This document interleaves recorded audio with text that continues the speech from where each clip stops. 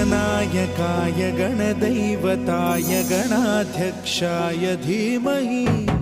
गुणशरीराय गुणमण्डिताय गुणेशानाय धीमहि गुणातीताय गुणाधीशाय गुणप्रविष्टाय धीमहि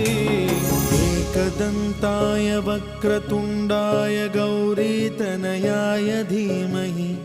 गजेशानाय भालचन्द्राय श्रीगणेशाय धीमहि